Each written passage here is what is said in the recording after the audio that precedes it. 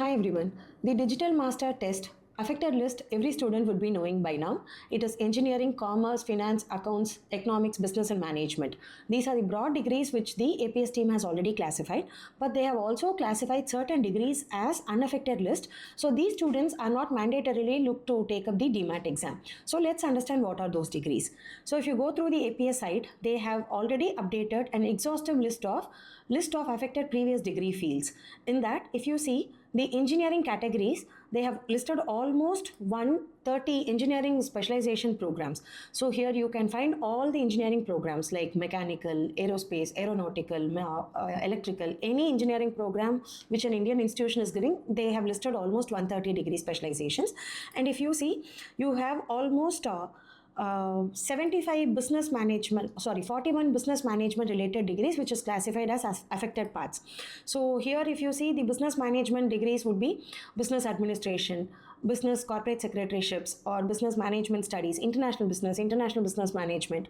These are almost 41 specializations are covered under the business management studies.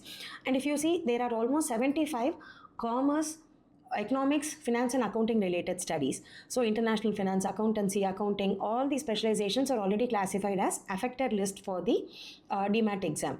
But the APS team has also said there are certain degree students which need not take up the DMAT exam. For example, if you are a BTech holder, but if your specialization is an engineering degree, then you will have to take up this exam.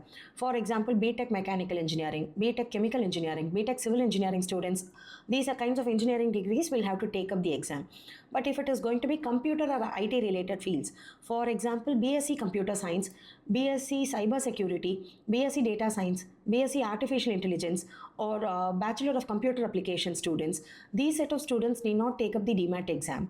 And they have listed certain biotechnology related degrees. So in biotechnology program, if it is biotechnology engineering, biomedical engineering, then again it is an engineering specialization, then you'll have to take up the DMAT exam. Whereas if it is going to be BSc biotechnology, BSc microbiology, BSc life sciences, or BSc medical biotechnology, these students need not take up this exam again. And finally, the food and textile technology degrees are, so BSc food technology, BSc food processing technology, and BSc textile technology students. These students aren't affected as the DMAT test holders. These students need not take up the exam again. So I'll quickly meet you with another video. Thank you.